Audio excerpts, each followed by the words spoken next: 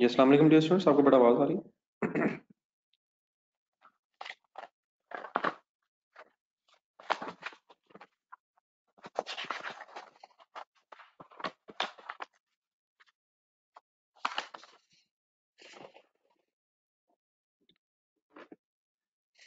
जी बेटा, question number 5 तो start ले लेंगे।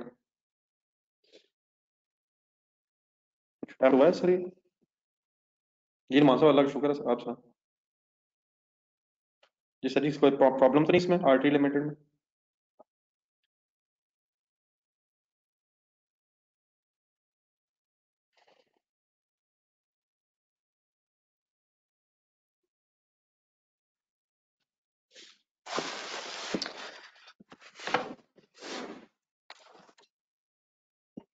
जी विकास साहब, लिमिटिंग फैक्टर का मतलब?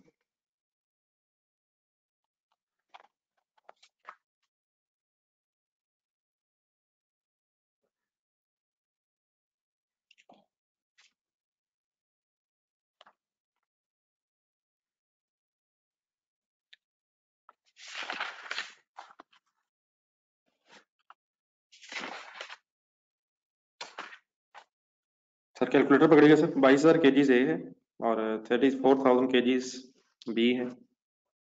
तो ए ने लगना है अल्फा बीटा गामा पे।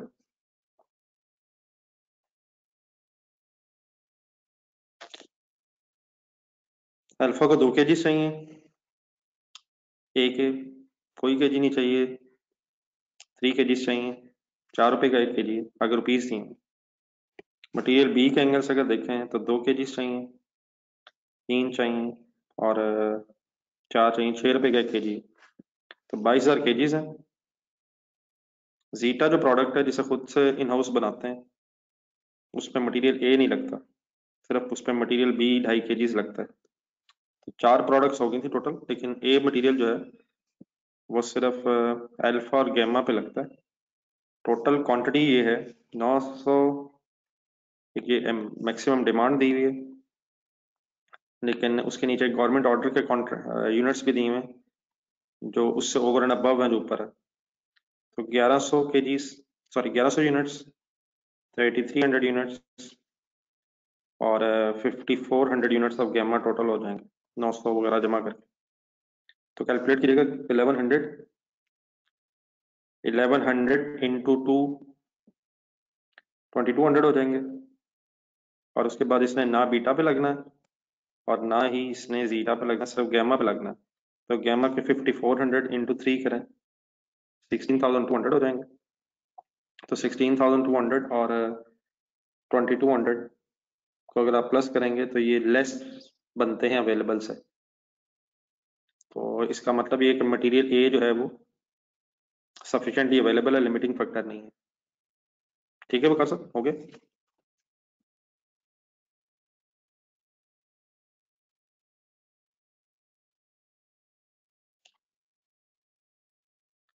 मटेरियल बी देखना चाह रहे हैं तो मटेरियल बी देखें। 1100 इंटू 2, फिर 3300 मिलके इंटू 3, प्लस 400 और 5000 मिलके 5400 इंटू 4 केजीज। और इसका ये जो मटेरियल बी है ये उस जीटा पे भी लगना है, जीटा पे भी लग जाता है।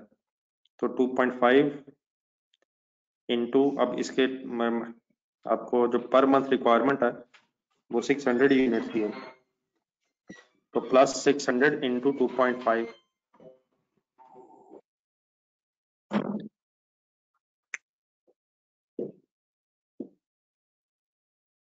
ठीक है, तो ये सफिशिएंटली अवेलेबल नहीं है।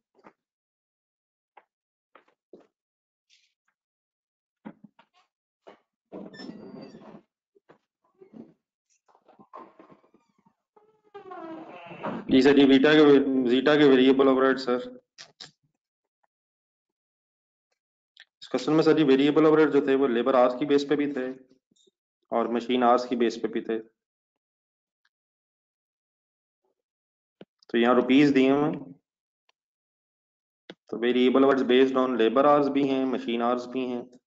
तो 1.5 रुपीज जो है 2.5 घंटों में, ये 2.5 घंटे, 3 घंटे और 2.5 घंटे बनने थे 10 रुपए का, 10 रुपए के हिसाब से 1 घंटे की पेमेंट हो रही है। तो रुपीज दिए हुए 2.5 आवर्स, 3 आवर्स और 2.5 आवर्स।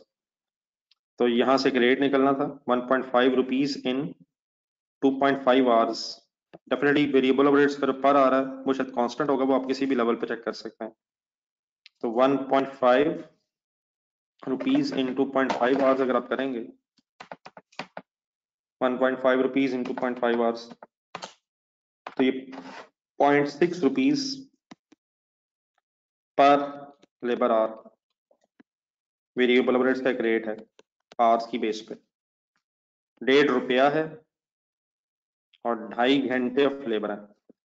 इसी तरह अगर मशीन आवर्स, आवर्स नहीं दिए हुए, अगर रुपीज दिए हुए, तो variable of rates based on machine hours जो अल्फा के हैं वो 1.6 रुपीज पर यूनिट ये डाटा दिया हुआ था। तो अब नीचे अगर आपने देखा होगा तो नीचे फिर आवर्स बना है, तो यहाँ से मशीन के आवर्स नीचे के बना अदर डाटा में। तो 1.6 इन 8 अगर है तो ये रेट बनेगा 0.2 आई थिंक।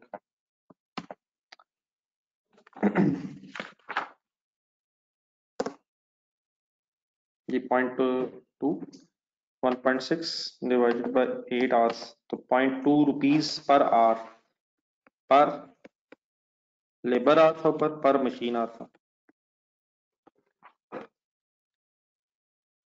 ठीक है।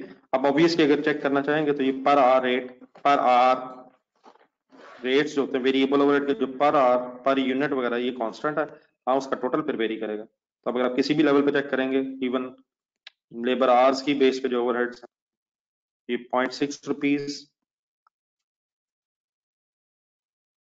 मीन्स 1.5 डिवाइडेड बाय 2.5 आवर्स, या 1.8 divided by 3 hours and so on. तो ये दो रेट निकलाएंगे, एक वेरिएबल ओवरहेड्स का रेट लेबर आवर्स की बेस पे और मशीन आवर्स की बेस पे। तो देयरफॉर जब नीचे अब बी के एंगल से वर्किंग करेंगे तो उसे 1 घंटा चाहिए लेबर का और 2 घंटे चाहिए मशीन के। तो इसकी अगर सारी वर्किंग कर लें तो 2.5 मटेरियल बी, और मटेरियल बी के 1 kg का रेट था 6, तो जीटा का 15 रुपये का शायद मटेरियल आ जाएगा। देन उसकी फिर लेबर कॉस्ट है 1 hour at the rate of 10, I think शायद 10 बन जाएगा।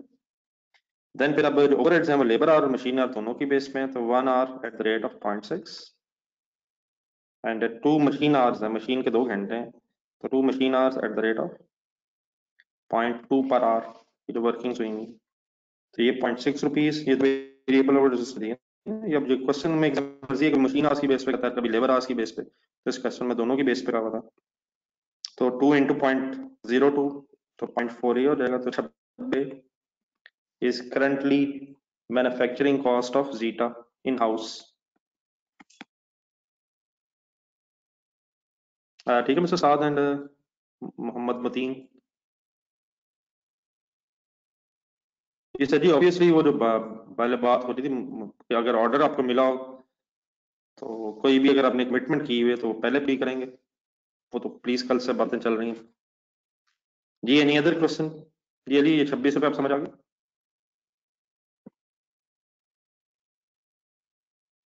जी और कोई इशू इसमें?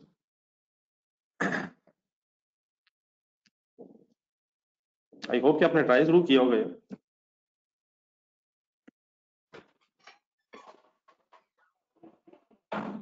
जी सर जी, कोई इशू तो नहीं और?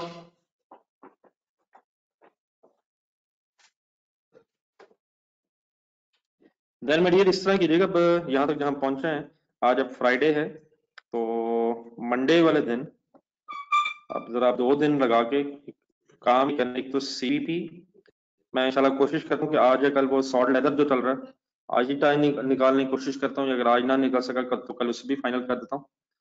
एक सीवीपी और प्लस ये जितना अभी तक हुआ है ये लिमिटिंग फैक्टर, ये क्वेश्चन नंबर 5 तक, अप टू क्वेश्चन नंबर 5, तो संडे का दिन लगा लें आप लोग। तो फिर आप मंडे को इन दो चीज़ों का एक कंबाइन से टेस्ट दे दें, जरा 2-3 सवाल इकट्ठे, ताकि जरा थोड़ी सी आपकी फर्दर प्रैक्टिस हो सके। ठीक है, तो मंडे को रख लें आज अभी फ्राइडे है, 2 दिन और लगा लें, मैं आपको एक आध क्वेश्चन और बताता हूँ, और अभी टाइम निकाल के लॉसेस का भी कोई मसला रिजॉल्व करते हैं, ठीक है। मीनवाइल इस तरह कीजिएगा, आज जरा ये डिस्कशन यहाँ तक जरा कंप्लीट करके आज जरा एक लॉसेस के एंगल से सवाल और करना है, ताकि वो फिर मैं सॉल्ट लेदर भी फाइनल कर सकूं। अभी तक जो हमने पढ़ा है, क्वेश्चन नंबर 5 के नीचे आ जाएगा, पेन हाथ में रख लें। अभी तक जो हमने डिस्कस किया है ये इस डिस्कशन में कि अगर कंट्रीब्यूशन पॉजिटिव है तो प्रोडक्ट को बनाते जाएं, और अगर कंट्रीब्यूशन नेगेटिव हो गई है, आप कुछ नहीं कर पा रहे, उसको पॉजिटिव नहीं कर पाएंगे, तो देयरफॉर देन फिर उस प्रोडक्ट को बनाने से लॉस हो रहा है, उसको फिर छोड़ देना ही मुनासिब है। फिर बात ये चली कि अगर कंट्रीब्यूशन तो पॉजिटिव है लेकिन लिमिटिंग फैक्टर हो जाए, तो देन पहली सिचुएशन ये है कि अगर आउटसोर्सिंग ऑप्शन ना हो, आप बाहर से खरीद के ना बेच सकें, तो देन फिर कंट्रीब्यूशन पर लिमिटिंग फैक्टर की बेस पर डिसीजन लें। और अगर आउटसोर्सिंग ऑप्शन अवेलेबल है लिमिटिंग फैक्टर में, तो rather than contribution per unit, saving per unit की बेस पर डिसीजन लें। और अगर ये चीजें मिक्सअप हो जाए, तो जिन प्रोडक्ट्स की आउटसोर्सिंग ऑप्शन नहीं है उनकी कंट्रीब्यूशन पर लिमिटिंग फैक्टर की वर्किंग करें, और जिन प्रोडक्ट्स की आउटसोर्सिंग की इंफॉर्मेशन अवेलेबल है उनके लिए सेविंग पर लिमिटिंग फैक्टर की वर्किंग करना है, और देन फिर उनकी रैंकिंग करके डिसीजन मेकिंग कर लें कि किस प्रोडक्ट को पहले बना के बेचना चाहिए, फिर सेकंड एंड थर्ड। अभी तक जो हमने डिस्कशन की है इसमें हमने प्योरली सिर्फ फाइनेंशियल फैक्टर्स को देखा। फाइनेंशियल फैक्टर्स मींस हमने सिर्फ अमाउंट्स को देखा, रुपीस को देखा, कि जहां ज्यादा पैसे बच रहे हैं वहां हमें वो डिसीजन हमें लेना चाहिए। पैसे ज्यादा हैं, प्रॉफिट ज्यादा है, ऑब्वियसली प्रॉफिट ही मेन बिजनेस का कंसर्न होता है, लेकिन ये डिसीजन लेने से पहले प्रॉफिट्स के साथ साथ कुछ नॉन फाइनेंशियल फैक्टर्स भी देख लेने चाहिए, क्योंकि हो सकता है कि हम वक्ती तौर पे समझ रहे हो कि प्रॉफिट हम ज्यादा बढ़ा लेंगे, लेकिन कुछ ऐसे फैक्टर्स जो शायद फाइनेंशियल फैक्टर्स नहीं है, पैसों के अलावा भी कुछ चीजें सोच लेनी चाहिए जिनका लॉन्ग टर्म बिजनेस पे इफेक्ट हो सकता है। तो अब हम नेक्स्ट स्टार्ट कर रहे हैं कि make mean manufacture, bye means purchase. Make और बाय डिसीजंस खुद बनाएं या बाहर से खरीदें, उसके कुछ नॉन फाइनेंशियल फैक्टर्स भी कंसिडर किए जाते हैं। तो रिस्क ऑफ आउटसोर्सिंग, बाहर से खरीदने के रिस्क्स और बाहर से खरीदने के कुछ benefits other than financial terms भी कुछ सोच लेने चाहिए। तो एक थ्योरी सी थोड़ी सी है, तो किसी क्वेश्चन में एक छोटा सा बी पार्ट 2-3 नंबर का में भी कभी बन सकता है, तो बात मुश्किल नहीं है, कंसंट्रेशन से सुनना। रिस्क ऑफ आउटसोर्सिंग, आउटसोर्सिंग करने के रिस्क्स क्या क्या हो सकते हैं। नंबर 1, सप्लायर जिससे आप खरीद रहे हैं अगर खुद नहीं बनाएंगे खरीदेंगे, मे प्रोड्यूस आइटम्स ऑफ अ, देखिए अनफॉर्चुनेटली प्रॉब्लम ये है कि जब आप किसी के पास जाते हैं और उससे पूछते हैं कि आप दिखाएं आपकी प्रोडक्ट कैसी है, तो अनफॉर्चुनेटली हमारा ये बिहेवियर ही होता है कि पहली चीज तो हम बहुत अच्छी सिखा देते हैं, लेकिन फिर जब हम अप्रूव कर देते हैं तो आहिस्ता आहिस्ता शायद क्वालिटी स्टैंडर्ड्स गिर जाते हैं। तो शुरू में तो हो सकता है कि आपको बड़ी अच्छी प्रोडक्ट दिखाई हो, आप जैसी ही हो, मे बी आपसे भी अच्छी प्रोडक्ट बना रहे हो, लेकिन देयर इज अ पॉसिबिलिटी कि with the passage of time शायद क्वालिटी का स्टैंडर्ड गिर जाए। उससे हमें क्या नुकसान है, हम अगर खरीद के बेचेंगे अपने कस्टमर को, तो ऑब्वियसली फिर कस्टमर को ये तो नहीं कह सकते कि हमने तो खरीद के आपको बेचा है, तो उससे हमारी अपनी गुडविल भी लॉन्ग टर्म में इफेक्ट होगी, और उसकी वजह से फिर हमारे कस्टमर्स का लॉस भी हो सकता है। ठीक है, तो एक पहला रिस्क क्या हो सकता है कि क्वालिटी शायद सब स्टैंडर्ड हो, और फिर उसको कॉन्टिन्यूसली आपको मॉनिटर करना पड़ता है, अदरवाइज फिर आपको लॉन्ग टर्म में नुकसान हो सकता है। पहली बात समझ आ गई प्लीज?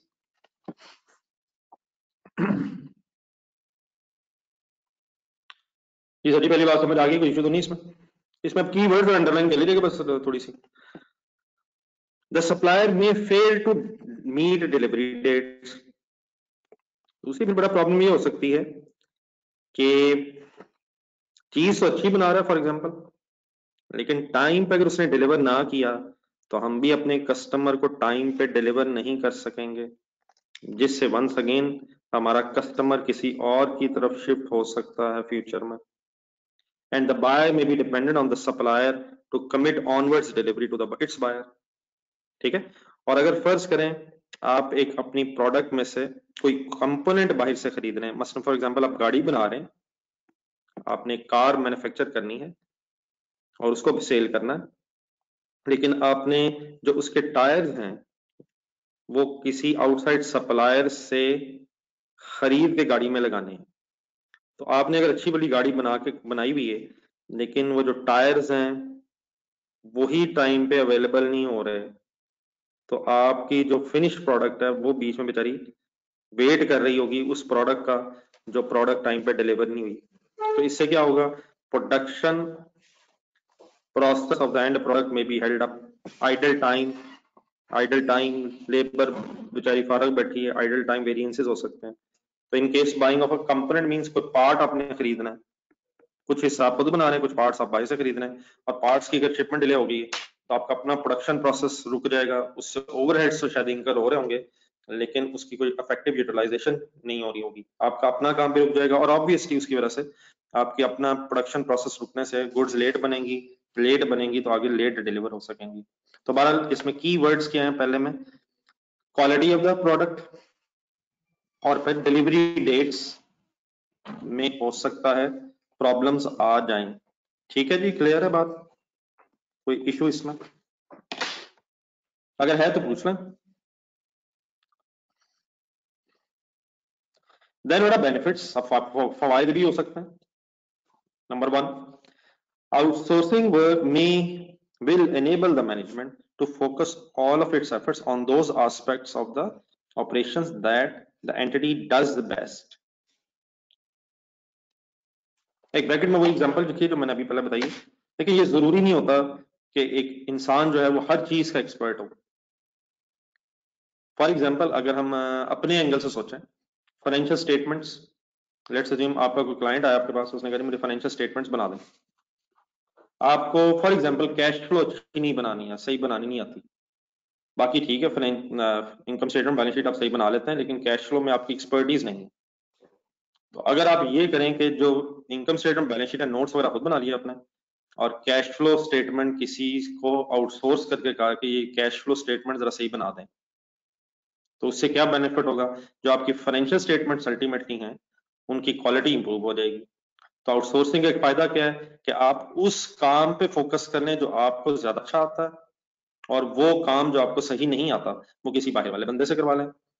ठीक है, मैन्युफैक्चरिंग बिजनेस में अगर आ जाएं तो जिस तरह मैं गाड़ी की बात कर रहा था, फॉर एग्जांपल बाकी सारी गाड़ी तो आपसे बना लेते हैं, लेकिन टायर्स आप जो बनाते हैं वो उतनी अच्छी क्वालिटी के नहीं है, लेकिन आउटसाइड सप्लायर ज्यादा अच्छा बना देता है, तो आपकी गाड़ी की क्वालिटी अल्टीमेटली इंप्रूव हो जाएगी अगर आप वो काम जो आपको सही नहीं आता किसी को आउटसोर्स कर दें। तो आप उससे क्या करें, आप अपने सारे एफर्ट्स उस एस्पेक्ट पे लगा दें जो आपको सही आते हैं, और जो काम सही नहीं आता उसको एक्नॉलेज कर लें। हाँ, उसकी एक्सपर्टीज डेवलप करने की कोशिश करते हैं, लेकिन जब तक ना डेवलप हो उसको बेहतर है कि आउटसोर्स करवा लें, उससे हमारी ही फिनिश गुड्स अल्टीमेटली बेहतर क्वालिटी की हो जाएगी। ठीक है, तो ऑब्वियसली इसका फायदा है। ठीक है जी, क्लियर। और देन मेरा एक दूसरी बात, एक्सटर्नल सप्लायर में स्पेशलिस्ट एक्सपर्टीज, ये मैंने बात कर दी है, which enable it to provide outsource product more efficiently and at a, और फिर इसका कॉस्ट बेनिफिट भी हो सकता है।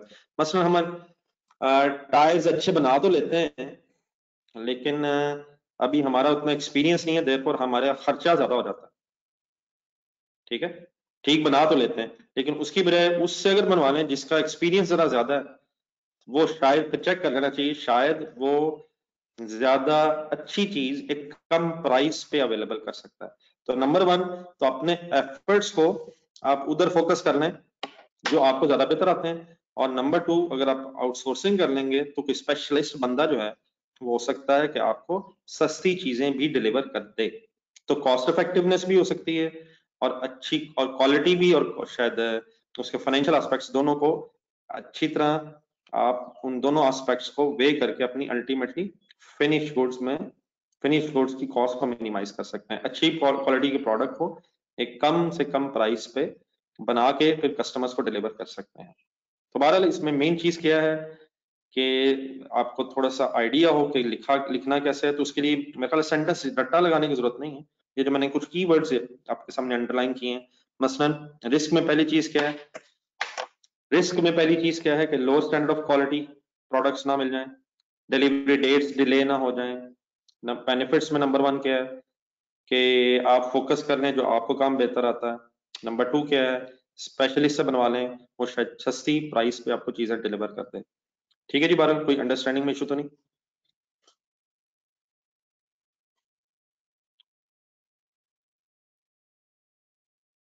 तो इसमें सर जी सिंपली ये होना चाहिए जी अब्दुल्ला शरीफ साहब, इसके अलावा डेफिनेटली और बहुत सी पॉसिबिलिटीज हो सकती हैं, काम जल्दी भी हो सकता है।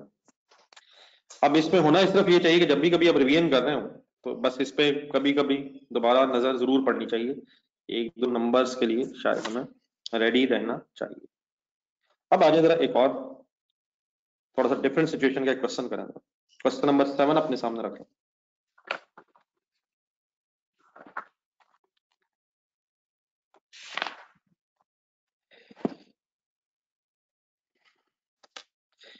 जी सर, फर्स्ट लाइन से पढ़े फिर उसके बाद इंशाल्लाह क्वेश्चन करना।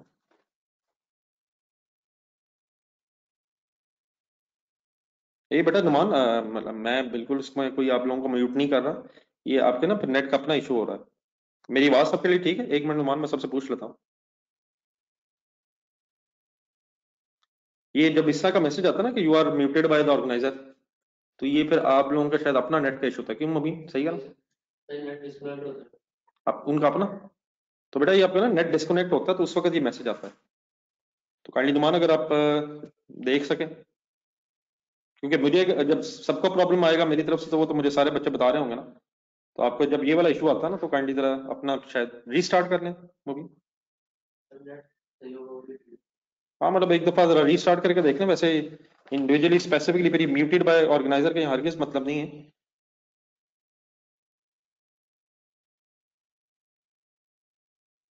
वैसे मेरा एक और भी शायद, अगर अपना कैमरा ऑफ कर लें इससे भी होता है। चलिए फिर क्वेश्चन में समझ काइंडली चेक कीजिएगा Numan please. Toy limited full concentrate से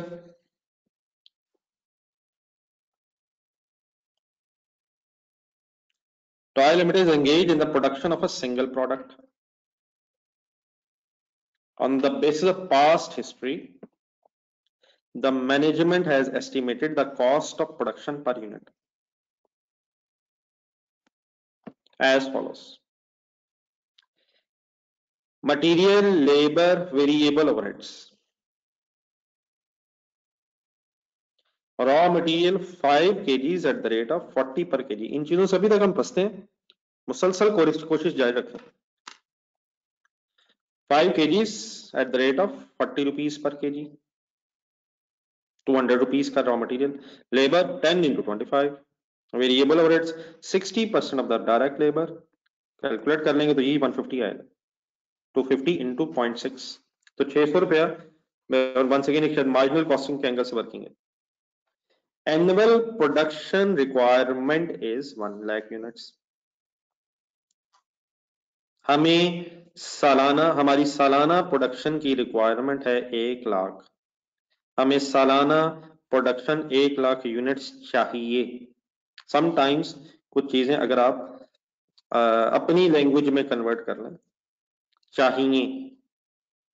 The management has been deeply concerned with the performance of its labor as it has been witnessing various inefficiencies. Employees की परफॉर्मेंस से कुछ हम कंसर्न्ड हैं, बहुत इनएफिशिएंसीज हो रही हैं। The Industrial Relationship Department has recently carried out a study under the guidance of the consultant and under the guidance of a consultant. It has put forward a plan whereby the company's wage policy is to be revised as under. कुछ employees की performance का मसला inefficiencies हैं, तो उसके लिए फिर कोई इंडस्ट्रियल रिलेशन डिपार्टमेंट्स ने कोई स्टडी की है कंसल्टेंट रख के, उसने फिर अपनी कुछ सजेशंस वेज पॉलिसी के एंगल से दी हैं। Plan number 1, rate of wages would be increased by sir ये इस तरह की चीजें ना, ये जरा परसेंटेजेस हजम करनी है, बार बार परसेंटेजेस का इशू आ रहा है। देखिए 12% अगर है तो mathematically means 10/100, we have no choice, we can't say anything else. मतलब फिर इसका इंक्रीज्ड बाय 100 रुपए अगर दे रहे थे तो 112 देंगे। Number 2, workers who perform their task in less than the estimated time of 10 hours per unit, 10 hours per unit, वो एम्प्लॉइज जो 10 घंटों में 10 घंटे से कम में एक यूनिट बनाएंगे, उनको एक प्रीमियम दिया जाएगा 18 रुपए पर आवर सेव्ड। प्रीमियम का यहां मतलब मेरा ख्याल है बोनस टाइप को चीज है, देखना उन्हें शायद एक्स्ट्रा कुछ देंगे, जितने वो घंटे बचाएंगे उनको 18 रुपए उसके देंगे। हमें क्या फायदा, घंटे बचेंगे, हमें ओवरहेड्स बचेंगे, तो उधर से हम फिर कुछ कंपनसेट उन्हें कर देंगे, वो भी खुश और हमें भी अल्टीमेटली शायद फायदा हो जाएगा। बहरहाल वर्किंग करके पता चलेगा कि अल्टीमेटली नेट फायदा हो भी रहा है या नहीं। कंसल्टेंट ने बहरहाल ये कहा नंबर 1 कि 100 रुपए अगर दे जाए तो 112 कर दें, और अगर कोई एम्प्लॉय 10 घंटे से, मतलब एक पॉलिसी बना लें, एम्प्लॉइज को अनाउंस कर दें कि अगर कोई एम्प्लॉय 10 घंटे से कम यूनिट टाइम में यूनिट बनाएगा तो उसका फिर 18 रुपए जितने घंटे को बचाएगा, मतलब फॉर एग्जांपल एक एम्प्लॉय 8-9 घंटे में बना लेता है तो फिर जो 1 घंटा उसने बचाया उसके 18 रुपए उसे पे कर देंगे। तो एक पॉलिसी बना के एम्प्लॉइज के सामने रख दें ताकि एम्प्लॉइज इनकरेज हो, वो जितना कम टाइम लगाएंगे, एफिशिएंसी उनकी अगर बढ़ेगी तो आपके उन आवर्स के ओवरहेड सेव होंगे। मेरी बात ठीक है, यहां तक समझ आ रही है? फुल कंसंट्रेशन का काम जरा ये करवाना आप नहीं है। ये बेटा नुमान अब कुछ फाइनल हो गया मिस्टर नुमान? देन बेटा ये तो उसने कहा कि वेज पॉलिसी इस तरह से कर दें। The consultant is of the view that following efficiencies, उससे फिर होगा क्या, can be brought about by introducing the above change। अगर ऊपर वाली चेंज मींस ये पॉलिसी चेंज कर ली जाए वेजेस की, तो उससे क्या एक्सपेक्टेड है, उससे फिर क्या फायदे हासिल होंगे, क्या एफिशिएंसीज हासिल होंगी। Number 1, raw material input per unit include wastage of 7%। इन चीजों में आप फंसे थे, वो जहां पे वो सॉल्ट लेदर में raw material input per unit 5 kg include wastage of 7%। Current situation शायद ये है कि 7% मटेरियल वेस्ट हो जाता है, मीन्स टू से 7% वंस अगेन 7/100। तो रॉ मटेरियल के इनपुट में अगर 5 kg वेस्टेज शामिल है तो शायद बेटा गौर से सुनिएगा जरा, अगर हम 100 kg लगाते हैं तो 7 kg ये एक्सपेक्टेड है कि लॉस होना, या करंट सिचुएशन में लॉस होता है। इट मींस 93 kg बचते हैं। सही क्या मैंने, अगर 100 के हिसाब से देखें, 100 रुपए के हिसाब से कर देखें, 100 kg के हिसाब से देखें, तो 100 माइनस 7 इज इक्वल टू 93। यहां तक मेरी वर्किंग ठीक है?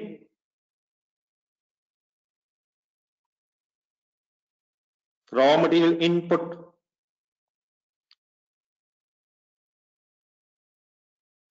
कैलकुलेटर में पकड़िएगा तो 5 क्या है, 5 क्या है इनपुट, तो क्या मैं कह सकता हूं 5 इंटू 0.07, 5 kg जब लगाते हैं तो 0.35 kg वेस्ट हो जाते हैं। क्या आपको पता है कि 5 माइनस 0.35 क्या असल में, फुल कंसंट्रेशन रखिएगा जरा, क्या असल में 1 kg को एक यूनिट को बनाने में 4.65 केजीज रिक्वायर्ड हैं, लेकिन इस्तेमाल 5 केजी करने पड़ते हैं। ये मेरे वर्ड्स बड़े गौर गौर से सुनिएगा जरा।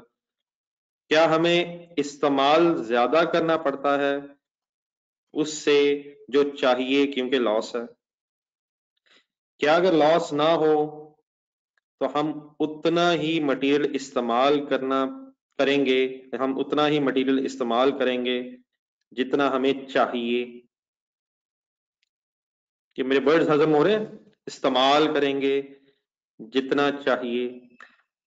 हमारा यूज्ड मटेरियल, इस्तेमाल्ड material, used material will be equal to required material अगर लॉस नहीं है। लेकिन अगर लॉस होना है तो क्या हमें ज्यादा इस्तेमाल करना पड़ेगा ताकि जो चाहिए वो बच जाए? मेरी बात क्लियर है ये सारी? क्या मैं फाइनली कह सकता हूं चाहिए 4.65 लेकिन लगाना 5 केजीज पड़ता है? बाकी डेफिनेटली मैं एक वर्किंग अभी आपके सामने करता हूं, उसको फिर डिस्कस कर लेते हैं। मसलन फॉर एग्जांपल छोटी सी डिस्कशन, आराम से तसल्ली से सुनिएगा। देखिए प्रोसेस में एक यूनिट बन रहा है, एक बॉक्स मैंने बनाया, मतलब इसमें इन कुछ रॉ मटेरियल इन होना है और आउट होना है। क्या 5 केजीज इन करके 0.35 केजीज लॉस होके 4.35 केजीज 4.65 केजीज जो रिक्वायर्ड है वो बचेगा? फिर वो बचेगा।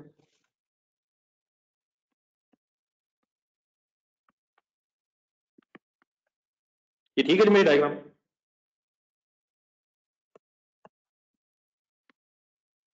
इसको साथ साथ नोट कीजिएगा, आपके पास जगह होनी। फिर देखिए पहले छोटा सा ही नोट करें, फिर इसको फर्दर रिफाइन करके आंसर बनाते हैं। प्लीज कोई एतराज यही रोक लीजिएगा, प्लीज आगे पीछे नहीं, फुल कंसंट्रेट। कोई इशू वाली बात नहीं है, बड़े आराम से इंशाल्लाह मसला रिजॉल्व हो जाना है।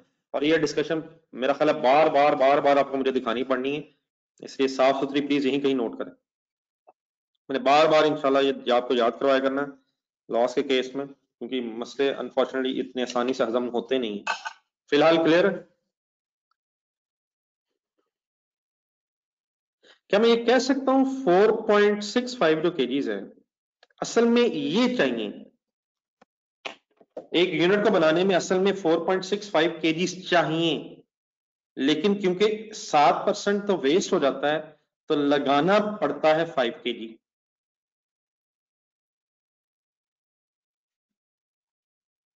अगर कोई एक वेस्टेज परसेंटेज ना हो, अगर वेस्टेज की परसेंटेज 0 हो, तो क्या आपको पता है कि हम अगर 4.65 केजीज रिक्वायर्ड है तो 4.65 केजीज ही यूज करेंगे? ये मेरी बात ठीक है? ये वाली yes no? Y N? Speed up sir, speed up, speed up. So why we have to use more material than required? Because of wastage. And if the wastage is 7%, therefore we have to use 5 kgs according to the story, जिसमें से 7% waste होके जो हमें required है वो बच जाएगा। अब बेटा अगर आपको ये थोड़ा सा समझ आ गया है तो काइंडली ये बिल्कुल आसानी से समझ आ जाएगा। हिम्मत बस रिक्वायर्ड है। हम पढ़ रहे थे कि ये अगर पॉलिसी रिवाइज कर दी जाए तो देन बेटा उससे कुछ एफिशिएंसीज होंगी। तो पहला काम क्या होगा? It would reduce to 0, wastage की परसेंटेज रिड्यूस टू 3%, सॉरी। अच्छा जस्ट एक मिनट जरा, 3% से पहले 0%, लेट्स अज्यूम। तो इस रिवाइज सिचुएशन में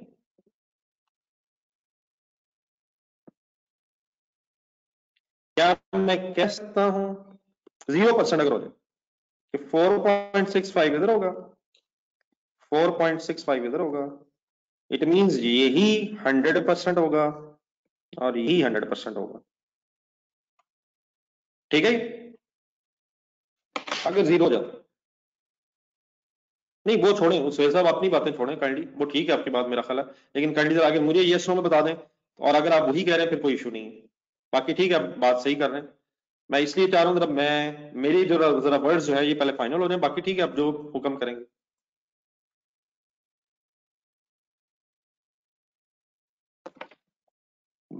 अब बेटा अगर ये 0 की बजाय 3 है तो डरना नहीं है। क्या अगर ये 3 हो भी जाए तो अभी भी जो चाहिए 4.65 ही है।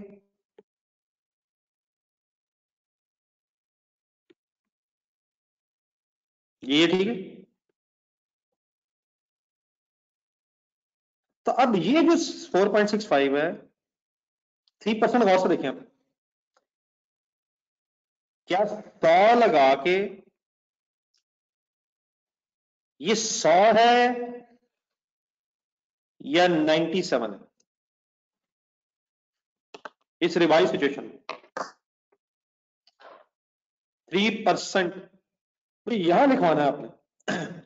मैं इस 4.65 के नीचे क्या लिखूं? सब बताएं सब बताएं सब बताएं।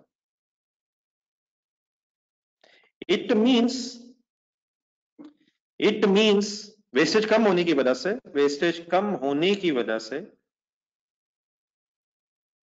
बेटा प्लीज हम अभी कम होनी है। 90.96 कैसे हो सकता है मिस्टर शहबाज? 0.96 कैसे हो सकता है? ये जुल्म कैसे हो सकता है my dear mister Shahbaz Ahmad? 0.96 या हर चीज की कोई हद भी होती है।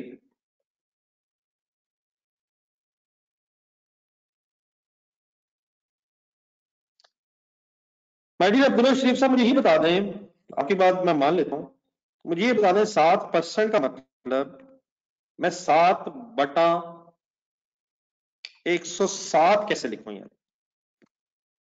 ये अब्दुल्ला शरीफ साहब जल्दी कीजिएगा। वो तो चल ठीक है नहीं, 7 से 4 नहीं हुआ यार। और माई डियर 7 से 4 तो हुआ है, लेकिन 97 से 4 कैसे होगी? 7 से 3 हुआ है। शहबाज साहब, शहबाज साहब एक मिनट ठहरे। ये अब्दुल्ला शरीफ साहब एक मिनट सब रुक जाए जरा, एक मिनट सब रुक जाए सर, सब रुक जाए जरा। जी मिस्टर अब्दुल्ला शरीफ साहब, ये मुझे बताएं 7% का मतलब, अगर तो आप कहते हैं 7/107 तो ठीक है, मैं 5/107 कर देता हूँ। सही है, फाइनल करें, इस तरह बात नहीं है। मैं प्लीज उस वक्त जब कहता हूँ उस वक्त आपने कोई जवाब नहीं दिया, तो my dear this is not the way, this is not the way. मैं उस वक्त कितनी देर पूछ रहा भाईजान सही है सही है सही है, आपने कोई जवाब नहीं दिया, और आपने मुझे एक ऐसी बात कर दी है जो बिल्कुल ही अजीब सी बात है। प्लीज राइट टाइम पे माय डियर, प्लीज। ये इनपुट है 5 या आउटपुट है? अब्दुल्ला शरीफ साहब प्लीज बता दीजिएगा, इस वक्त कैंडी बता दें, इसी लम्हे बता दें। तो माय डियर मेरे पास चॉइस ही नहीं है। 7% है, मैथमेटिकली चॉइस ही हमारी खत्म हो गई है। 7% का मैथमेटिकली मतलब 7/100। 7/100 का मतलब 100 लगाएंगे तो 7 वेस्ट हो जाएगा, तो 5 लगाएंगे मीन्स 5/100। 5/100 मल्टीप्लाइड बाय 7 करेंगे तो 0.35 आएगा, और 93 करेंगे पुरानी सिचुएशन में तो 4.65 आएगा। हैजर्ड तो जितनी मर्जी बहस कर सकें, लेकिन ये जाती है। जिस वक्त मैं कहां पहुंच गया हूं और आप मेरे साथ वो पंगा ले रहे हैं, बिल्कुल इलॉजिकल बेटा बात है। और मुझे फिर ये कहना पड़ेगा 3% mathematically means we have no choice. 3/100 we have no choice. तो क्या 100 लगा के 103 हो जाएगा? मुझे भी कोई तरीका बताएं सर। अगर 3 लॉस होना है तो 100 लगा के 103 हो जाएगा यार। अगर हमें इंफॉर्मेशन ना हो तो my dear please, loss on the basis of input. If input is 100 then after loss it should be 97। जी मिस्टर मतीन, इस तरह की बातें बेटा रहने दें। तैयब साहब वो मैं बताता हूँ।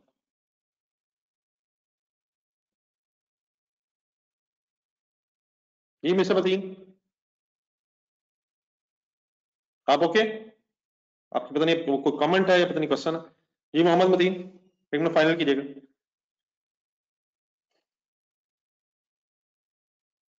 चलिए आपकी चॉइस है यार।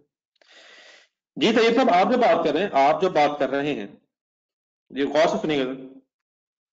आप जो बात कर रहे हैं ये सरप्राइजिंग न्यूज इसलिए नहीं है माय डियर, वेस्टेज कम होने की वजह से। बात वो नहीं है जिस तरफ आप चले गए।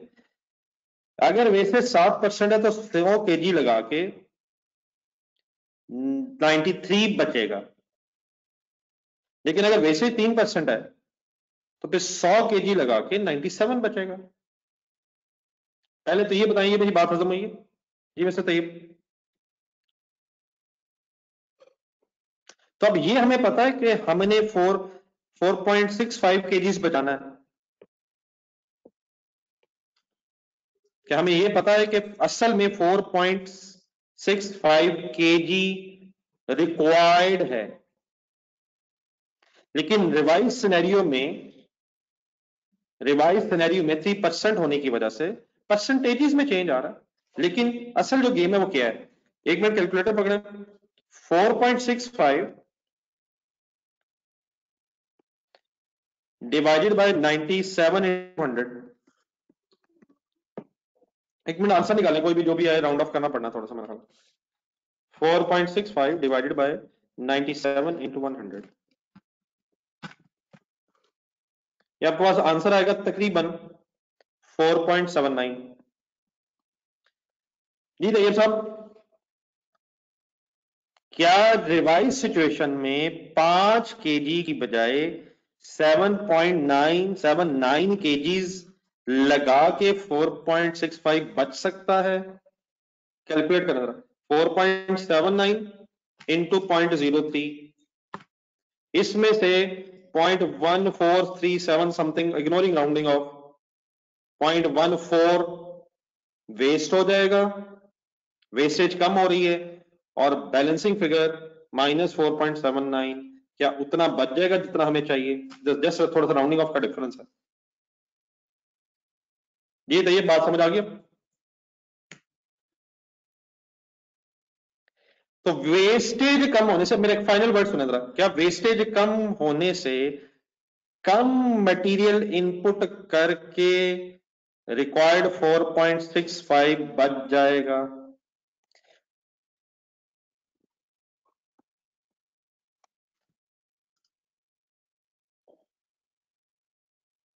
जी सर जी, फाइनल अब please, everything is clear.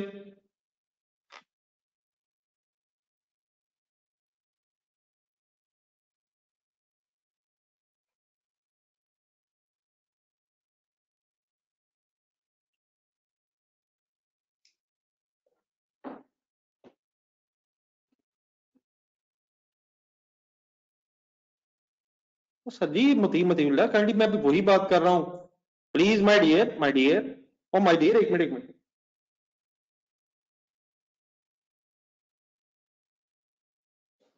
Mister Matiullah, इस किसी से पूछ के देख लेते हैं यार। 7 इट वेस्टेज ऑफ 7%, ठीक है, रिड्यूस टू 3%, 3% तक हो जाएगी। तो क्या वेस्टेज 4% से कम होके 3% रह जाएगी? तो क्या 93 और 97 में फर्क 4% से कम नहीं होनी? ये किन चक्कर में पड़ गया? जी मिस्टर मतीला, जल्दी फाइनल कीजिएगा इस बात को। क्या 93 से 94 होने का, 93 से 97 होने का मतलब 4% कम होके 3% तक नहीं आ गई यार? बाय 3% है या तक 3% है यार, खुदा का नाम ले यार। जी ये थोड़ा सा ये कैंडिडेट अगर थोड़ा सा स्पेसिफिकली बता दें, ये 3% वाला मतलब थोड़ा सा अगर मुझे स्पेसिफिक कर दें, मतलब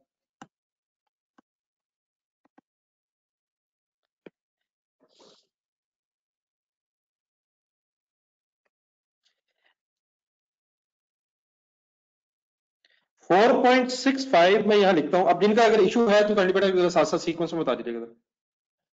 4.65 में जब यहां लिखता हूं कि हमें रिक्वायर्ड है, ये क्लियर है? प्लीज काइंडली बताइएगा थोड़ा, 1 मिनट रिवाइज करना जरा।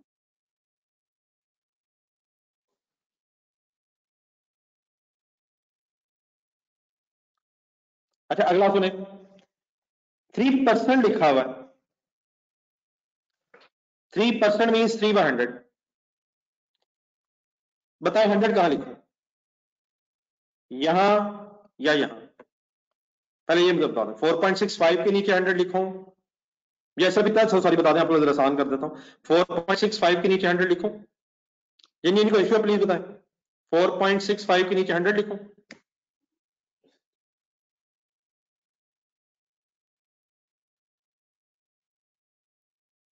तो यहां 100 ठीक है। अब जिनका इश्यू है प्लीज साथ साथ रहना है, नहीं वो थोड़े थोड़े 100 ठीक है यहां।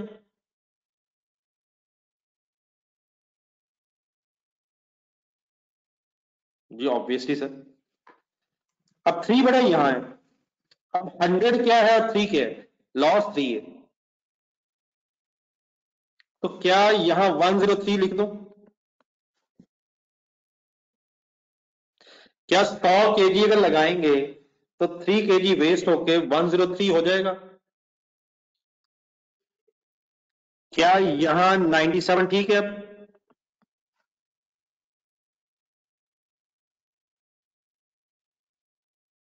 जी लास्ट अब देखें, क्या अगर हमें यह पता चल गया है 4.65 97% है रिवाइज सिचुएशन में, तो 97 इंटू 100 करके निकाल लूं कि तकरीबन 4.79 केजीज इनपुट करके 3% वेस्ट होके 4.65 जो हमें चाहिए वो बच जाएगा। क्या हमें रिवाइज सिचुएशन में एक यूनिट बनाने के लिए 4.79 केजीज इनपुट करना पड़ेगा? ओके अब बेटा प्लीज अब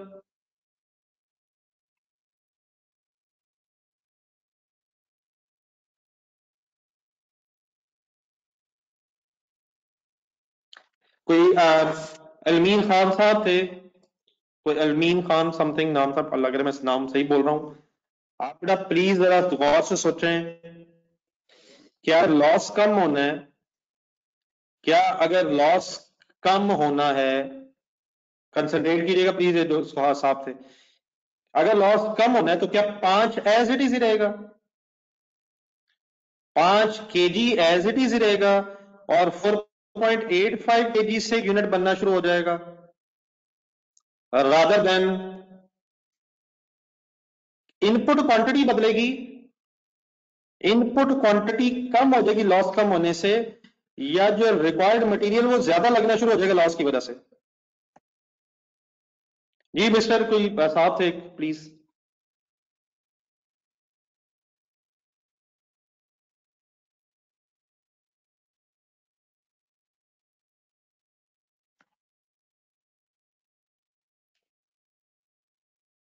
नहीं आपको प्लीज एक सेकंड बात समझ आ गई? नहीं आपको बात समझ आ गई कि ये क्यों नहीं हो सकता, इसका फायदा क्या होगा? क्या चेंज नहीं होना प्लीज, क्या चेंज नहीं होना? Required is not change, required is not change, required वही है। कम क्यों लगाना पड़ेगा? कम क्यों लगाना पड़ेगा? क्योंकि कम वेस्ट होगा। ठीक है बेटा आलमी, एक सेकंड जरा प्लीज।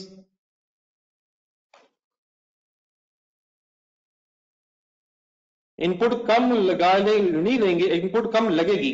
जस्ट अ मिनट सारे रुकिएगा जरा, मेरे एक दो सवाल है, मैं पहले मैं उनका एड्रेस कर लूँ जरा।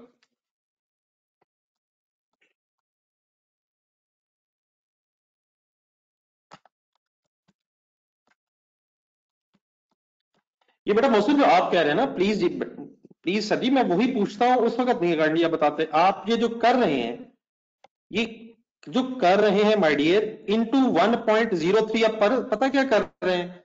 आप 103 से मल्टीप्लाई करके 100 से डिवाइड कर रहे हैं।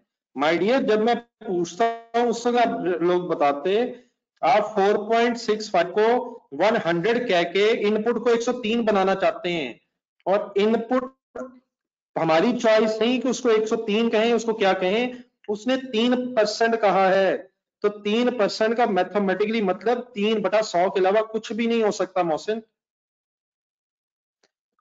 जब मैं कहता हूं इसके नीचे 100 लिखना है तो मुझसे ना कहते बताते नहीं। आप फिर इसके नीचे 100 लिख के इसको 103 कहना चाहते हैं, तो क्या आउटपुट क्वांटिटी इज 100? 3% का मतलब क्या ये है कि आउटपुट क्वांटिटी इज 100? जी मिस्टर रोशन।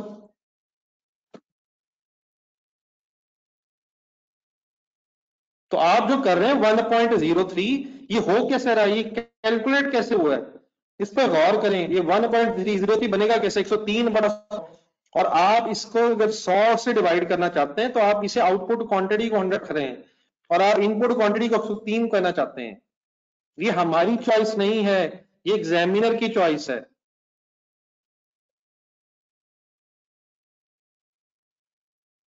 हसीब ने आपने जो सवाल किया, खुदा के लिए खुद सोचें। लॉस अगर कम होना है तो इनपुट बढ़ जाए, इनपुट क्वांटिटी बढ़ जाए, उसका फायदा क्या है? ये कोई कंफ्यूजिंग नहीं है, आप सोच ही क्या रहे हैं, खुद सोचें। मिस्टर हसीब काइंडली प्लीज, क्या अगर लॉस कम होना है तो ज्यादा मटेरियल लगेगा? उससे बेहतर नहीं कि लॉस कम ना ही हो। ये मसला आपको बेटा क्लियर हो गया ना?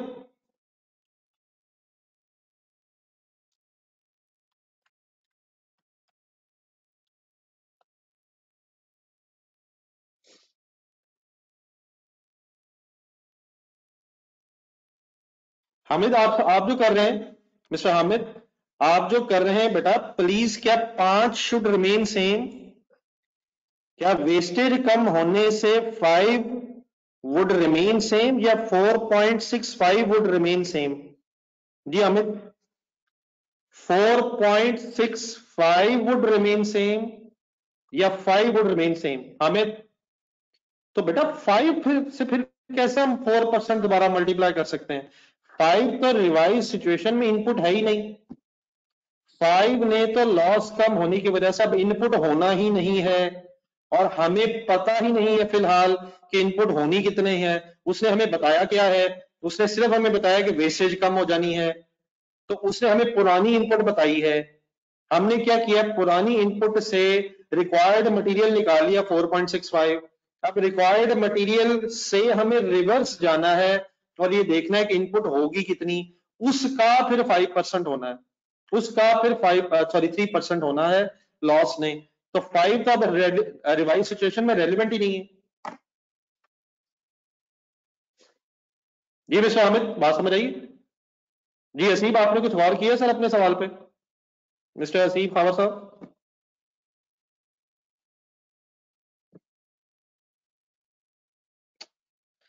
चलिए सर, लगता है मेरा क्वेश्चन ही रेलिवेंट नहीं है। एक आपसे ओपिनियन होना चाहिए सर, अगर लॉस कम हो रहा है, वैसे ये कंफर्म है कि लॉस कम हो रहा है?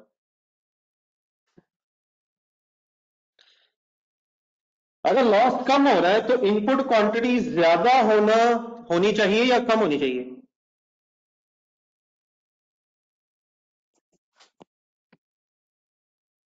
क्या कम क्वांटिटी से मटेरियल, क्या कम मटेरियल लगाने से अपनी फिनिश गुड्स बन जानी चाहिए या ज्यादा से बन जानी चाहिए? तो हसीब साहब फिर अपने क्वेश्चन पे कैंडी गौर तो करें। तो आप इस चीज से परेशान हैं कि हमारे इनपुट केजीज 4.79 क्यों हो गए हैं 5 से? ये तो 5 से बढ़ने चाहिए थे। Is this question a relevant one?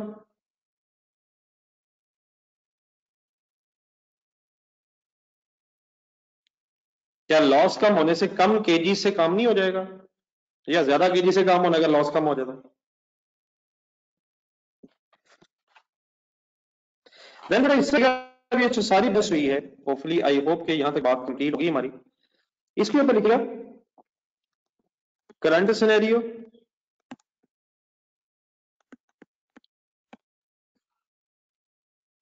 Current scenario, और ये फिर आप कर लें। ये बीच में जो लिखा हुआ है ये मैंने एक 0% के हिसाब से समझाया था, मेरा ख्याल था कि हेल्पफुल है। और ये है फिर रिवाइज सिचुएशन। तो रिवाइज सिचुएशन में फाइनली काइंडली एक यूनिट 4.79 केजीज से बन जाएगा।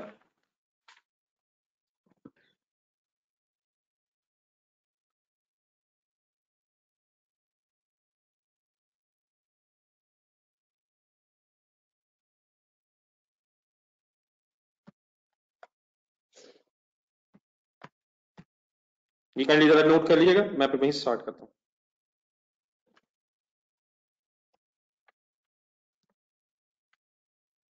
बेटा हमजा काइंडली जो आप लोग कर रहे हो यार, प्लीज बेटा कुछ सोचो तो सही यार। ये 5 माइनस कैलकुलेटर पकड़ो, 5 माइनस 0.35 किया आपने।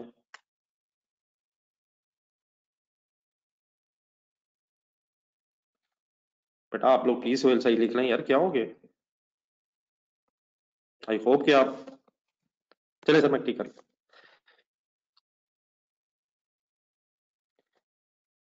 जी हमजा प्लीज। 5 माइनस किया आपने 0.35, आपके पास आंसर आया 4.65। अब 4.65 93% आया, और आप मुझे कह रहे हैं कि डिवाइडेड बाय 97 कर, इसे 7 कर लें यार। ये 7% आया। क्या जो बाकी बचा है ये 93% है या 7% है? और उसको फिर आप 4 से मल्टीप्लाई भी कर रहे हो यार। वो 93% उसकी बेस है, तो उस 93% से आप क्या निकालना चाह रहे हैं? और इंटू 4 करके आप मुझे ये कह रहे हैं कि जो लॉस कम होना है वो निकल आएगा। सर हमजा प्लीज किए सर।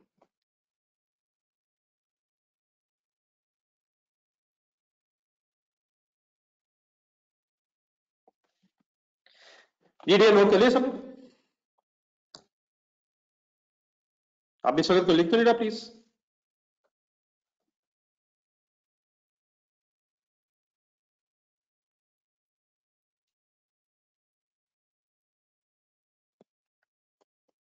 जी शहबाज साहब, सॉल्ट लेदर मेरा ख्याल है कि इस डिस्कशन के बाद बड़े आराम से हो जाना। रिवाइज सिचुएशन, करंट सिचुएशन, इसलिए मैंने उसकी फिर अब बहस इंशाल्लाह फिर रख लेंगे कल, कोशिश कर लेंगे। देन माय डियर, इसके बाद फिर आगे बढ़ना, अपना बात कंप्लीट करना। अब एक दफा फिर ये इशू आना छोटा सा अभी आगे, तो उसको भी सही वाइंड अप करवाइएगा। 70% of the workers would work more efficiently, 70% of the workers would work more efficiently and improve their efficiency by 20%. अब once again 20%, 70% वर्कर, अगर 100 वर्कर्स थे तो उनमें 70 वर्कर्स एफिशिएंटली काम करेंगे और इंप्रूव देयर एफिशिएंसी। क्या वो काम ज्यादा टाइम में करेंगे? नहीं। एफिशिएंसी इंप्रूव करने का मतलब, एम्प्लॉइज की एफिशिएंसी इंप्रूव होने का मतलब कम टाइम लगाएंगे। मींस अगर वो पहले 100 घंटे लगाते थे, प्लीज मजबूरी है, 20/100, 20/120 नहीं, मैथमेटिकली परसेंटेज मींस 20/100। 100 घंटे अगर वो लगा रहे थे तो अब वो 80 घंटों में काम करेंगे। और अगर एक एम्प्लॉई 10 घंटे में एक यूनिट बना रहा था तो 20% इंप्रूवमेंट का मतलब वो 8 घंटे में बनाएगा। लेकिन सारे इंप्लॉइज एफिशिएंट नहीं होंगे, 70% इंप्लॉई 10 घंटे की बजाय 8 घंटों में काम करेंगे, ठीक है, 80% में। और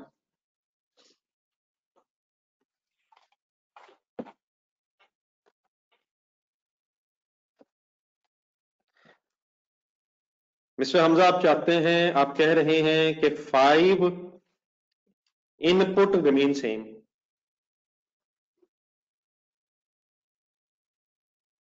और आप कह रहे हैं कि 5 इंटू 0.07 होता था तो पुरानी वेस्टेज आ गई, और 5 इंटू 0.04 से वेस्टेज 0.2 आ गई। हालांकि 0.04 प्लीज वेस्टेज है ही नहीं। अगर आपने करना है तो 5 इंटू 0.03 है। अब वेस्टेज की परसेंटेज 4% नहीं है, प्लीज वेस्टेज की परसेंटेज 3% है। और अगर आप वो करना चाहते हैं तो 5 इंटू 0.07, 0.35 वेस्टेज थी, 5 इंटू 0.04, 0.2% 0.2 वेस्टेज नहीं होगी, और -0.35 आप कहना चाहते हैं कि वेस्टेज 0.15 होगी। और मेरे भाई आप ये कहना चाहते हैं कि 5 ने कांस्टेंट रहना वेस्टेज के लिए। और सर जी 0.2 नहीं है वेस्टेज, 0.2, 0.4 से वेस्टेज ने कम हो जाना है, वेस्टेज 4% नहीं है अब। 3% बाय नहीं है, 3% टू है। मिस्टर हमजा प्लीज 4% वेस्टेज कम होनी है, 4% बचनी नहीं है। प्लीज बाय 3% नहीं है, 2-3% है यार। पहले तो ये फैसला तो कम से कम कर लें।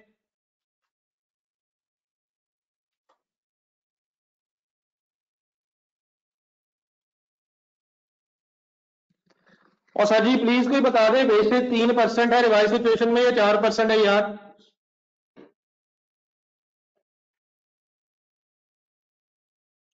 प्लीज मिस्टर हमजा आप भी बता दें यार।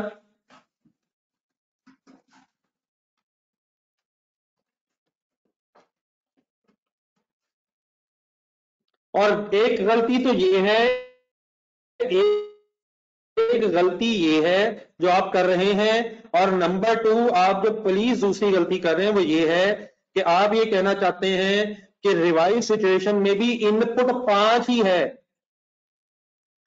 5 kg रिवाइज सिचुएशन में इनपुट अगर होनी है तो वेस्टेज कम का फायदा क्या है? 4.8 kg से एक यूनिट बनना शुरू हो जाएगा। क्या यह बताया जा रहा है सवाल में कि पहले एक यूनिट को बनाने में 4.65 kg लगते थे और अब रिवाइज सिचुएशन में 4.85 kg से बनना शुरू हो जाएगा? इनपुट क्या वही रहेगी? क्या इनपुट कम नहीं हो जाएगी अगर वेस्टेज कम हो रही है? Sir ji I will really appreciate अगर आप सोचेंगे, लेकिन प्लीज अकॉर्डिंग टू क्वेश्चन तो सोचें यार। आप कहना चाहते हैं पहले 5 kg का 7% था, अब फिर 5 kg का 3% है। इट मींस वेस्टेज कम हो भी रही है तो इनपुट कम नहीं होनी, वो यूनिट बनाने में मटेरियल ज्यादा लग जाना यार। क्या मटेरियल उतना ही लगना है लेकिन हमें कम केजीज लगाने पड़ेंगे माय डियर।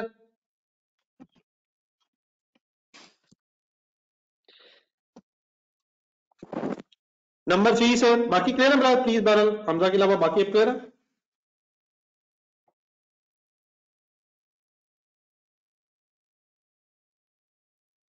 जी बढ़िया। नेक्स्ट उसके बाद फिर असल में प्रॉब्लम फिर ये ना कि आप रिस्पॉन्स भी नहीं देना चाहते।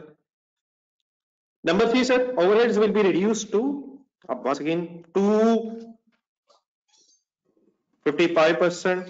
पहले थे 60% ऑफ द लेबर कॉस्ट, क्या वो कहते हैं रिड्यूस टू तक हो जाएंगे revise cost of direct labour. लेकिन डायरेक्ट लेबर की अब रिवाइज कॉस्ट में इंक्लूडिंग प्रीमियम, ये प्रीमियम वहीं से आएगा। आज सेव है हमारे 70% एम्प्लॉइज ने फिर आज भी सेव करना है। एक बड़ा इशू और आ रहा है, और प्लीज इसी तरह का आ रहा है, कोशिश कीजिएगा भी फाइनल हो जाए।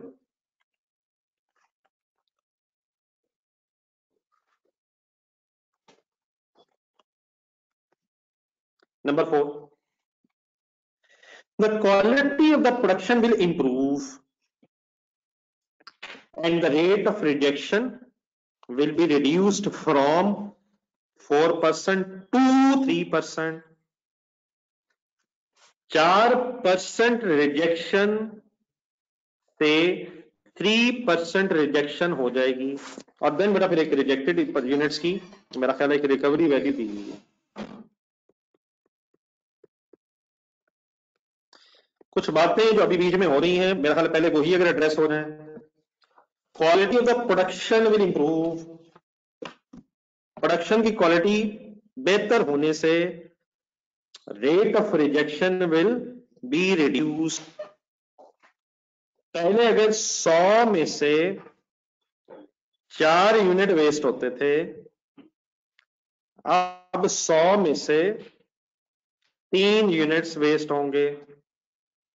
टू,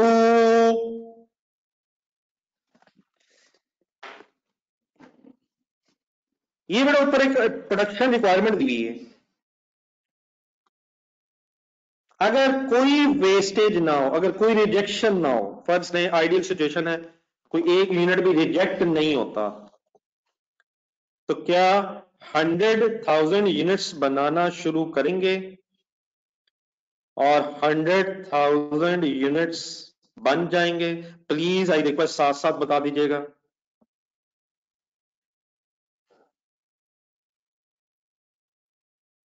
और सर जी वो रॉ मटेरियल का लॉस है, रॉ मटेरियल भी वेस्ट होना है सोहेल साहब, और यूनिट्स बनाने के बाद भी कुछ रिजेक्टेड यूनिट्स निकल आते हैं, वो रॉ मटेरियल का लॉस है, और प्रोडक्शन फिनिश गुड्स की होती हैं, तो ये कुछ फिनिश गुड्स भी लगता है सही नहीं बनती एंड में। अब बेटा एक सेकेंड, करंट सिनेरियो,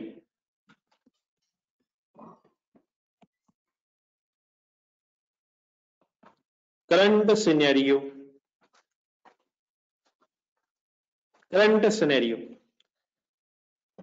में 1 लाख यूनिट्स रिक्वायर्ड हैं 4% करंट सिचुएशन में लॉस है, 4% मीन्स 4/100। मुझे ये पहले बताएं, ये जो लाख यूनिट्स हैं करंट सिनेरियो में प्रोसेस करने शुरू करने हैं या सही बचाने हैं, ये मुझे बताएं। अब लॉस तो है 4%, रिजेक्शन है 4%, यहां 1 लाख और या यहां 1 लाख, दोनों जगह 1 लाख क्यों नहीं है? क्योंकि रिजेक्शन तो है।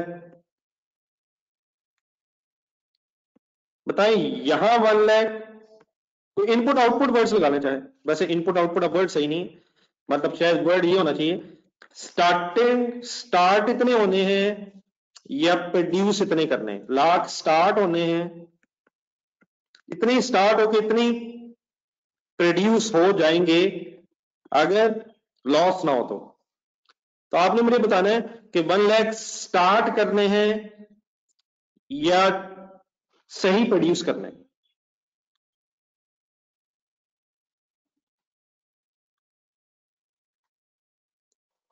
जी हमें तो अनफॉर्चुनेटली बेटा फिर आपने वही किया है जो मैंने पूछा ही नहीं था।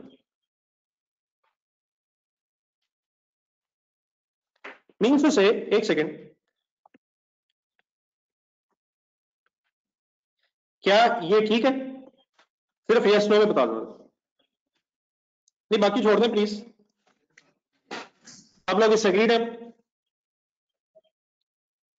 अब सब लोगों का मतलब होपफुली सब लोग ही हैं, और आई होप कि अब सब लोग जो हैं राइट टाइम पे जवाब दे रहे हैं। तो मैं रुका हुआ जस्ट आपका वेट कर रहा हूं, और बहुत से वो लोग जो बाद में फिर क्वेश्चन पूछते हैं वो इस वक्त नहीं बता रहे।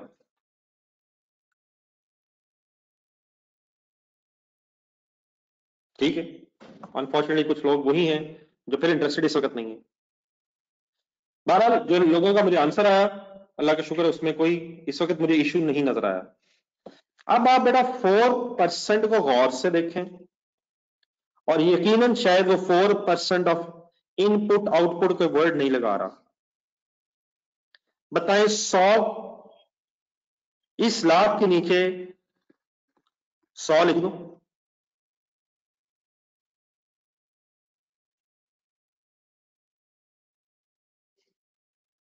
मैंने सिर्फ यस नो में पूछा, क्या ये लाख 100?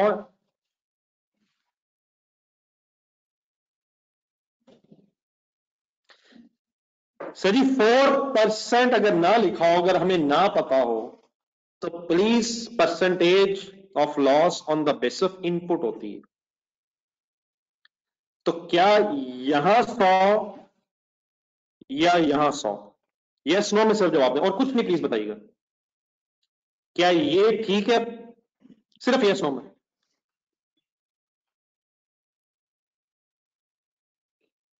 जी काइंडली अब्दुल्ला शरीफ एंड तैयब, हामिद, माविया, आप जिनके पहले नाम बोले हुक्म करें।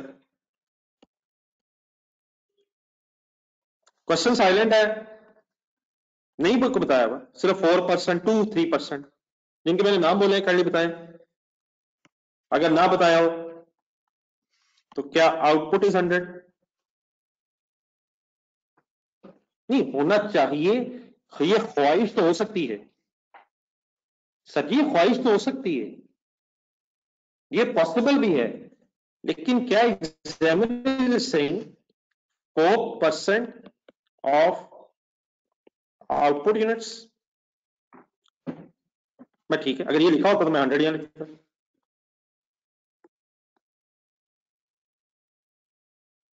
इस सिचुएशन में ये होना चाहिए, सिर्फ क्या वर्ड लिखे हुए 4%। जी मिस्टर तैयब, जी मिस्टर अब्दुल्ला शरीफ, तैयब, माविया, एक साहब और भी थे, हामिद। इस 100 के नीचे क्या लिखूं? होना चाहिए, ठीक है, कब होना चाहिए? जब 4% ऑफ आउटपुट वर्ड हो, 4% ऑफ गुड यूनिट्स वर्ड हो। जी मिस्टर हामिद, मिस्टर अब्दुल्ला शरीफ, मिस्टर माविया, इस 100 के नीचे 100 लिखूं? जी बताएं, आप बताएं क्या लिखूं?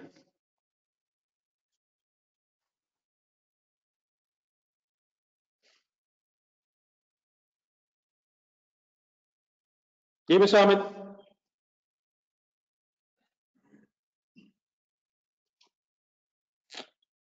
हामिद के पास टाइम नहीं है।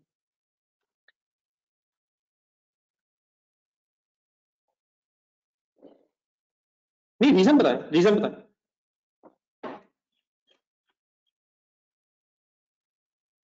जी मिस्टर हामिद, जल्दी से क्या रीजन बताइए।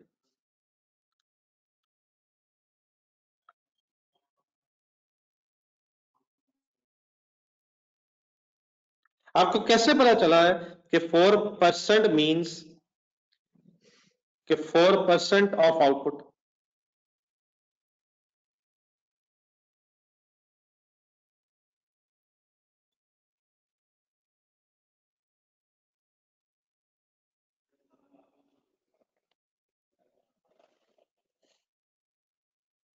नहीं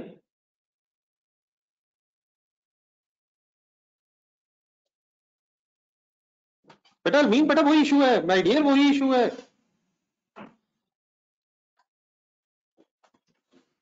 और बेटा हामिद, ये मसला नहीं है। मैंने कब कहा 1 लाख को बेस नहीं लेना, लेकिन 1 लाख की बेस 96% है या 100% है? अलमीन साहब, खुदा के लिए ये क्या कर रहे हैं माय डियर, ये क्या हो रहा है? आपने ये मुझे बताना है, ये कैसे पता चल रहा है आपका कि 100 वो है? मिस्टर अलमीन, मुझे बताएं, ये 100 यहां कैसे पता चल रहा है? क्या आपको नजर आ रहा है 4% ऑफ आउटपुट वर्ड नजर आ रहा है?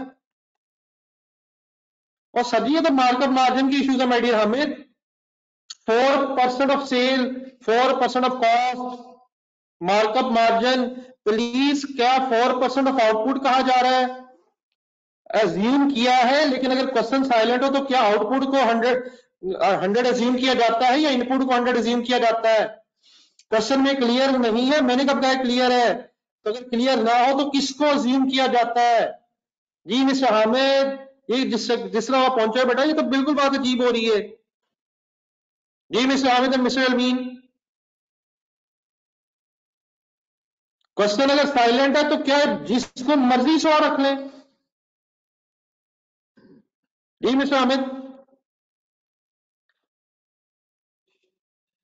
1 लाख से हमें वर्किंग करनी है, किसको 100 रखे मिस्टर हामिद, अगर क्वेश्चन में क्लियर नहीं है? यकीनन अगर किसी को याद आ जाए तो बहुत से काम हो चुके हैं, आउटपुट को 100 लेते हैं। कहीं को एक सवाल बता दें बेटा जिसमें क्वेश्चन साइलेंट हो और हमने आउटपुट को 100 लिया हो। हमने आइडियल केमिकल्स में आउटपुट को 100 लिया क्योंकि लिखा था 2% ऑफ आउटपुट। हमने डेजी में 6% ऑफ आउटपुट लिया क्योंकि लिखा हुआ था आउटपुट। लेकिन अगर क्वेश्चन साइलेंट हो मिस्टर हामिद, तो please what is 100 output sir?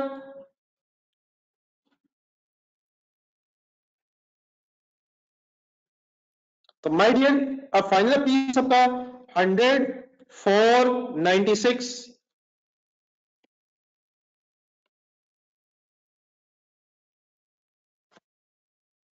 Then एक काम करें, 100,000 स्पीड अप होएगा थोड़ा सा, 100,000 डिवाइड बाय 96 इंटू 100, एक मिनट करें।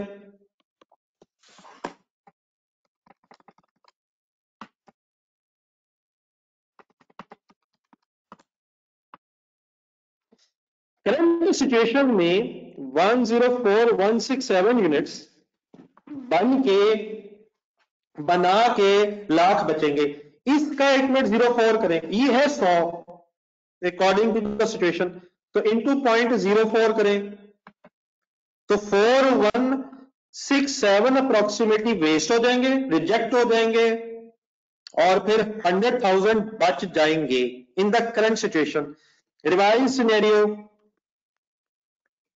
अब रिवाइज सिनेरियो में फिर आपने वही नहीं करना है तो अभी थोड़ी देर पहले की है। क्या रिवाइज सिनेरियो में सबसे पहले ये डिसाइड कर लें एनुअल रिक्वायरमेंट सेम रहनी है या number of units to be started same रहने हैं। बताएं, 1 लाख सेम रहना है, ये 104,167 सेम रहना है? नहीं, मुझे फिगर चाहिए, मुझे फिगर चाहिए। क्या लाख सेम रहना है, लाख सेम रहना है, या 104,167 सेम रहना? मिस्टर हमजा कैंडी, अगर आपने बताया भी तो कैंडी दोबारा एक दफा। मिस्टर हमजा, 5 केजीज में सेम नहीं रहना था, 5 केजीज में बदलना था क्योंकि लॉस कम होना है। तो सिमिलरली 104 यूनिट स्टार्ट नहीं करने पड़ेंगे अगर 3% वेस्टेज रह गई है। वंस अगेन 3% किसका? क्वेश्चन साइलेंट है। 1 लाख सेम है, 100 इनपुट, 3 रिवाइज सिचुएशन में मिस्टर तैयब वही लाख जो 96% था 97 इसलिए रह जाएगा क्योंकि अब कम यूनिट स्टार्ट करके 97 बच जाएंगे। ठीक है मिस्टर तैयब, मुझे अलग शुक्र है कि 2-3 लोग याद आ रहे हैं, लेकिन शायद सब नहीं याद आ पाएंगे, तो जिनके कुछ स्पेसिफिक इशू है प्लीज साथ फाइनल कर लीजिएगा। तो क्या मुझे एक छोटी सी वर्किंग हो सकती है कि 1 लाख डिवाइडेड बाय, एक सेकंड फिगर कैलकुलेट कर लें, मे बी हम आसानी से बात समझ जाए। 1 lakh divided by 97 into 100। Revise scenario में 1 लाख इंटू 97 इंटू 100, इस रिवाइज सिचुएशन में sorry 1 lakh divided by 97 into 100, इस सिनेरियो में अब हमें सिर्फ 103,092 यूनिट स्टार्ट करके, या 3 कह लें, 3% रिजेक्शन की वजह से अब 103,093 यूनिट्स पे मटेरियल लेबर ओवरहेड्स लगाने पड़ेंगे। हाँ, उनमें से मल्टीप्लाई करें 3% इंटू 03, उसमें से 3092 अब रिजेक्ट होंगे। कम रिजेक्शन रेट की वजह से रिजेक्टेड यूनिट्स कम हो जाएंगे, और अल्हम्दुलिल्लाह वो जो हमें 104,167 यूनिट स्टार्ट करके 1 लाख बनाने पड़ रहे थे, अब हमें 103,093 यूनिट स्टार्ट करके 1 लाख यूनिट्स की रिक्वायरमेंट फुलफिल करने में आसानी रहेगी। बात मेरी आप सबको क्लियर है परसेंटेजेस के एंगल से? क्या ये सारी बहस ऐसी कोई यूजलेस तो नहीं फाइनली हो गई यार? जी माय डियर सब लोग, खासतौर पे mister Hamid, mister Al-Ameen, mister Hamza and somebody else, शायद एक दो और हजरात का मैं नाम नहीं ज़हन में मेरे आ रहा, कम से कम जिन हजरात के मैंने नाम बोले हैं आप लोगों को क्लियर हो गया यार?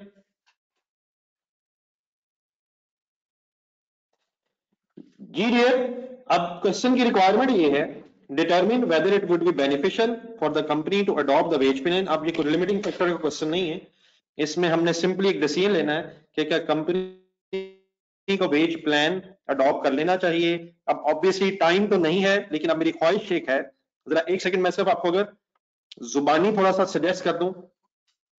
मसलन अब हमने देखना है कि क्या ये वेज प्लान हमारे लिए बेनिफिशियल भी है या नहीं।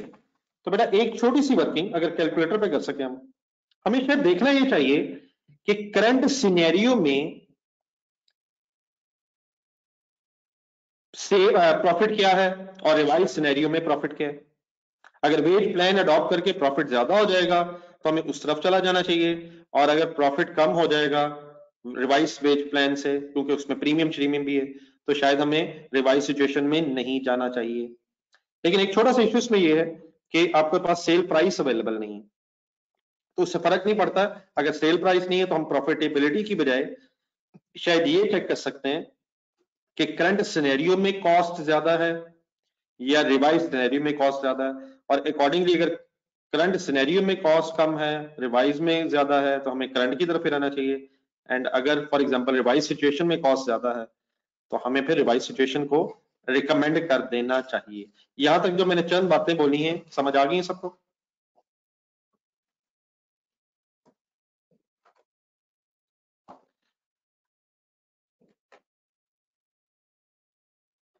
बेटा अल्लाह का शुक्र है, मेरे ख्याल सब कुछ बताया गया है, सब कुछ बताया गया है, वो अल्लाह का शुक्र है, बड़ा आराम से हो जाएगा। आप कैलकुलेटर पे जरा एक सेकंड करंट सिनेरियो ज़हन में रख के, अगर मैं आपसे कहूं कि करंट सिनेरियो में ये यूनिट बनने 104167, तो आप एग्रीड है? लिखें कि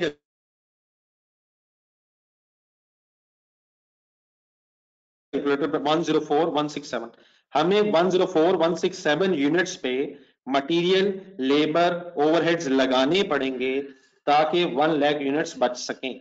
तो अपने कैलकुलेटर पे लिखें 104167 करंट सिनेरियो में, और ब्रेकअप करना चाहें तो पॉसिबल है, लेकिन इस 600 को जरा ज़हन में लाएं।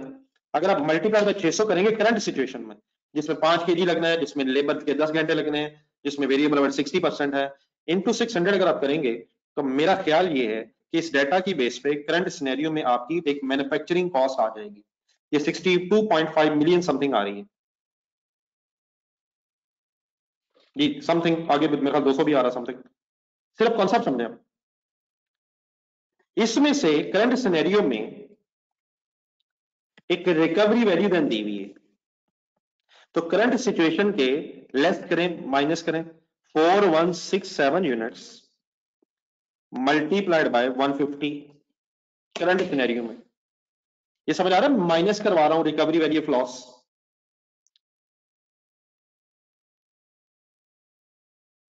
नहीं, जो वर्किंग हो रही है ये समझ आ रही है? तो मेरा ख्याल है कि करंट सिनेरियो में आपके पास 61.875 million something net manufacturing cost आ जाएगी।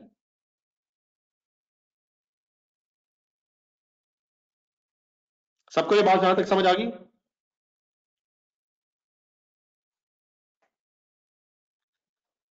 देन रिवाइज सिनेरियो में क्या करें? रिवाइज सिनेरियो में 103093 कैलकुलेटर पे लिखें, 103093।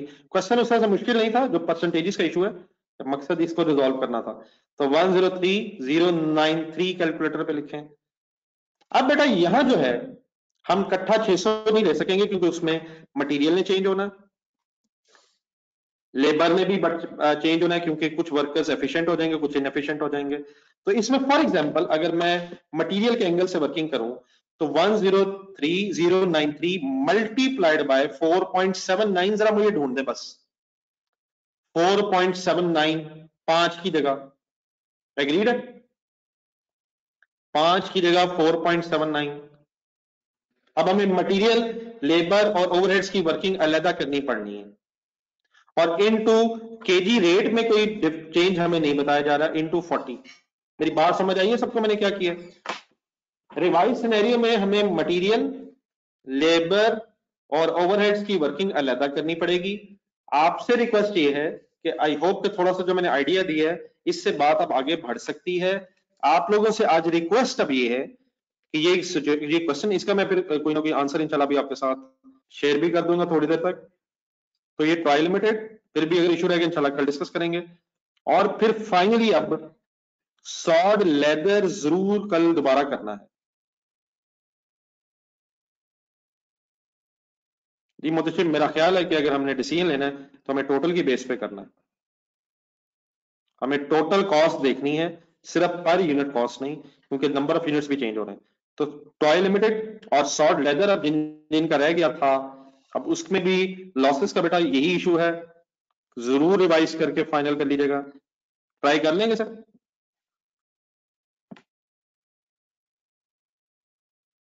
तो मेरी तरफ से ये दो मेन काम है, बाकी ऑब्वियसली फिर आप अपने आप टेस्ट का जहन में रखिएगा। लेकिन मेरा ख्याल है कि अगर ये चीजें आप साथ साथ हो रही हैं तो अल्हम्दुलिल्लाह कोई इतना इशू नहीं है। ये बारह, ये जो ट्रायल लिमिटेड है इसका इंशाल्लाह मैं आंसर आपके साथ अभी थोड़ी देर तक शेयर कर देता हूँ। अल्लाह हाफिज, इंशाल्लाह कल यहीं से दोबारा मुलाकात होगी। ये इधर अब्दुल्ला